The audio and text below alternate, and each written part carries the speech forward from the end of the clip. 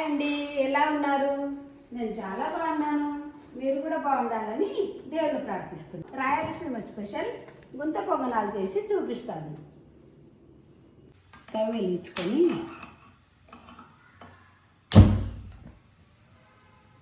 ఈరోజు మార్నింగ్ లేస్తూనే స్నానం చేసి దీపం పెట్టుకొని కిందకి దిగి వచ్చేస్తాను. తర్వాత మంచు వేడి నీళ్ళు కాంచి ఉంటుంది, ఆ నీళ్ళు తాగి నా రొటీన్ పని నేను స్టార్ట్ చేస్తాను. ఈరోజు నేను పొంగనాలు క్రిస్పీగా రావాలంటే చిన్న టిప్స్తో సహా నేను మీకు చేసి చూపిస్తాను. ముందుగా పిండి తీసుకొని క్రిస్పీగా రావాలంటే పిండి 1 స్పూన్ తీసుకొని ఇందులో వాటర్ కలపొద్దు. మనం రుబ్బుకునేటప్పుడు గట్టిగా ఉంటుంది కదా, ఆ పిండితోనే మనం పొంగనాలు వేసుకోవాలి. వీటిలో వాటర్ కలపొద్దు. పెన్నం కాలిన తర్వాత ఫస్ట్ వాయికి కొంచెం ఆయిల్ ఎక్కువ పడుతుంది, తర్వాత కొంచెం తగ్గుతుంది ఆయిల్ కాగిన తర్వాత చిన్న స్పూన్ తీసుకొని సగం మాత్రమే వేయాలి, ఫుల్ వేయద్దు.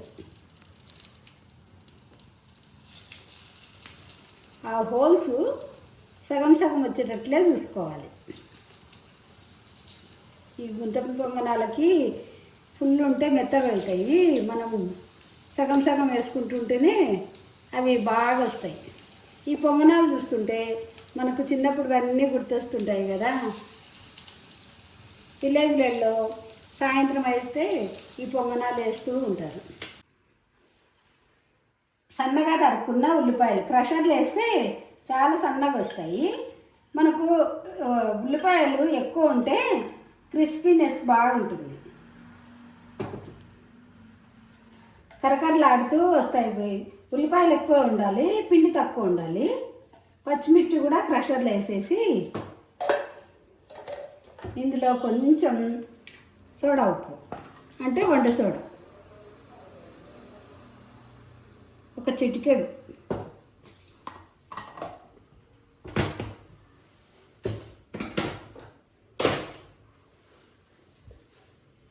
సాల్ట్ తగినంత, మీ రుచికి తగ్గట్టు వేసుకోండి, మనం తినేదాన్ని బట్టి.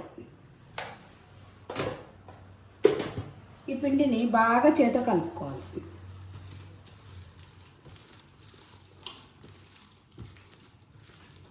చూస్తుంటే ఒక స్టోరీ గుర్తొస్తుంది. మన చిన్నప్పుడు మెమరీస్ అంటే ఈ స్టోరీ గుర్తొస్తుంది. ఒక ఇంట్లో ఒక ఈగ ఉంది. ఆ ఇంటి యజమాని దగ్గరికి వెళ్ళి నా పేరేంటి అని అడిగింది. అయితే ఆ ఇంటి యజమాని, నాకు తెలియదు, బయట కట్టెలు కొట్టేవాడు ఉన్నాడు, అతను అడుగుపో, నీ పేరేంటో అతను చెప్తాడు అని అన్నాడు ఆ యజమాని.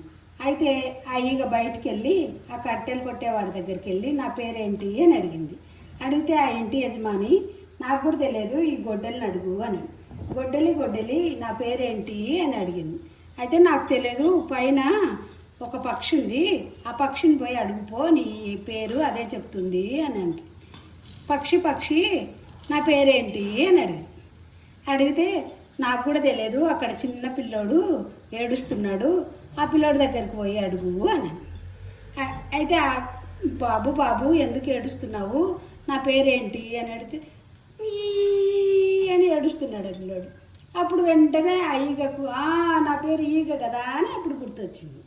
అలానే మన చిన్నప్పుడు మన జేజీ అవ్వ వీళ్ళందరూ మనల్ని ఒక ముద్దు పేరు పెట్టి పిలుస్తుంటారనమాట.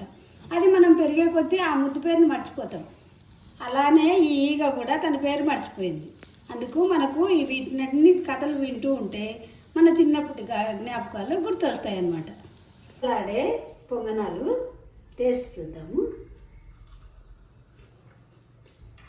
నాకు చాలా బాగా వచ్చాయి. నేను ఎలా చేశానో మీరు కూడా ఒకసారి ఇలా చేసి ఎలా వచ్చాయో నాకు కామెంట్లో పెట్టండి. Thank you for watching.